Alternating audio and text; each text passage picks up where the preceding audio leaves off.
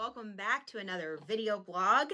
If you haven't yet, hit subscribe, ring that notification bell. I've got one of these coming at you every single month, both here and on our website. If you'd rather read it, we've got it over there in written form.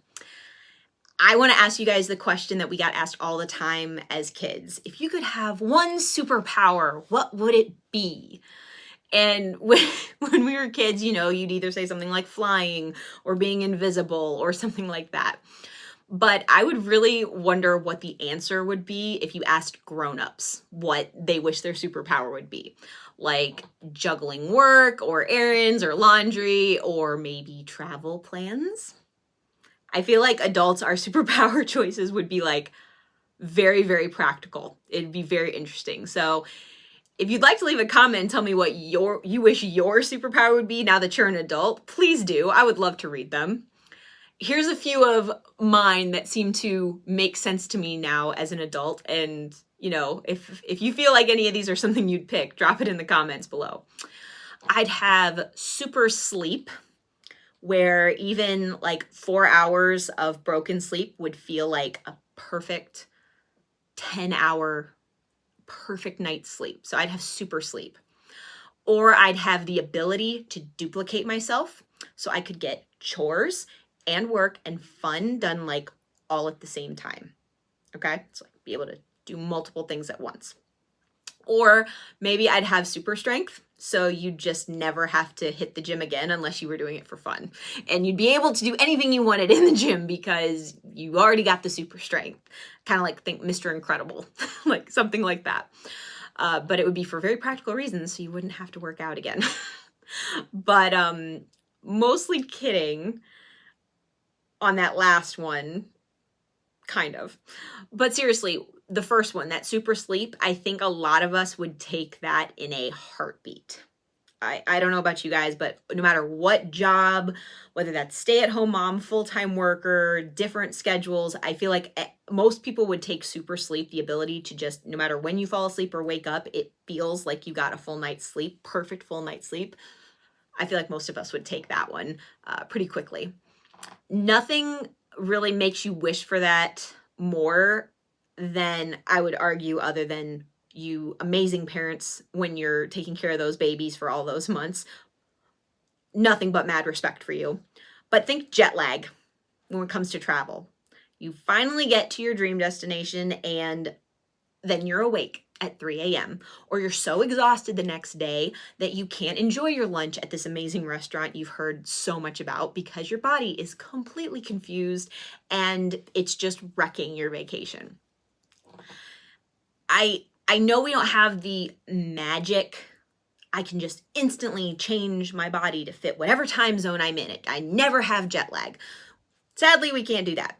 But I do have some realistic, easy ways that you can fight jet lag before it wins and steals all of your vacation joy right out from underneath you.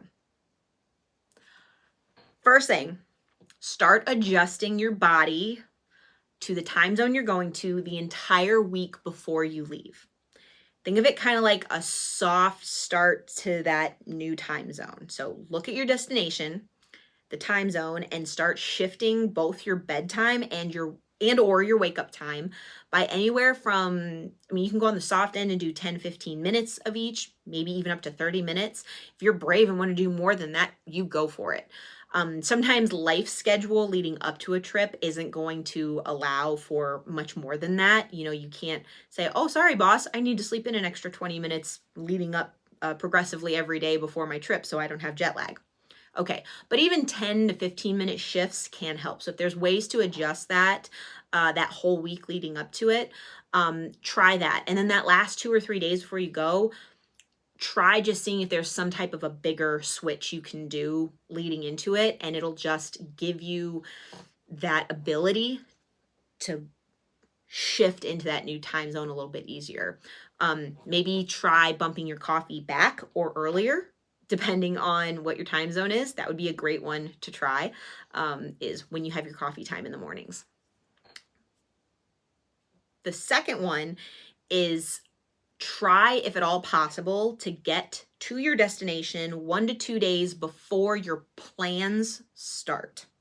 Okay, So if you're making a big time zone jump, try to not schedule that big bucket list thing that you really want to do, or the start to the main point you're there, on day one.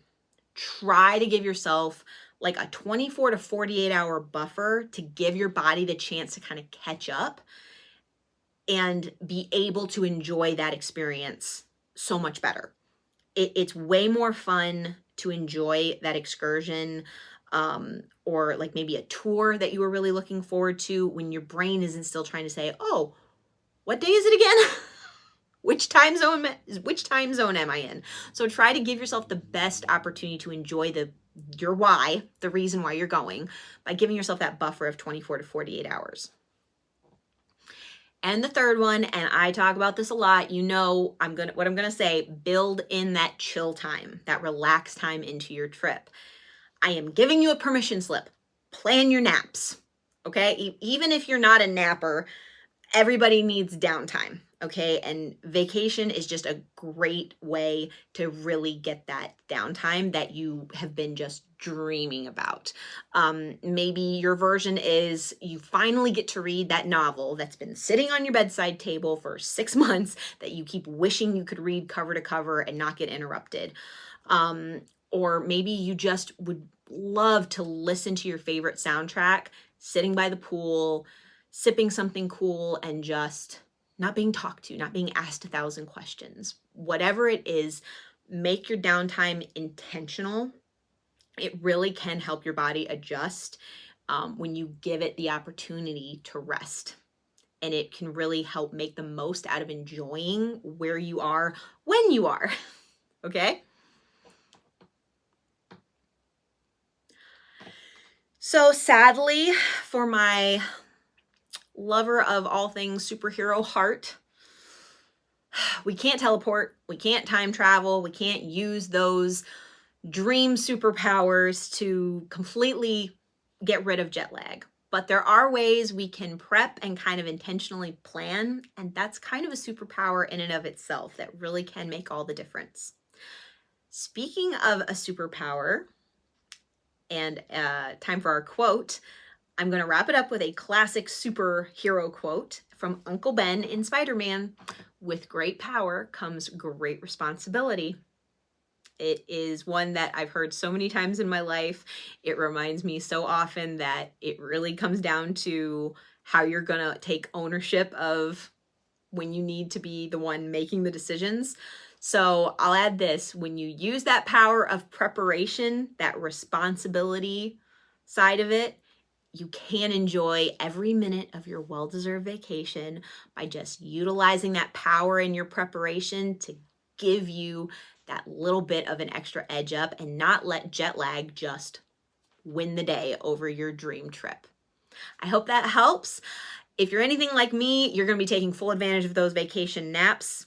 I love them so much. So whatever your way of relaxing is, I hope your next vacation is full of them and jet lag does not get a place in your vacation. May the magic be with you guys. I'll see you next time.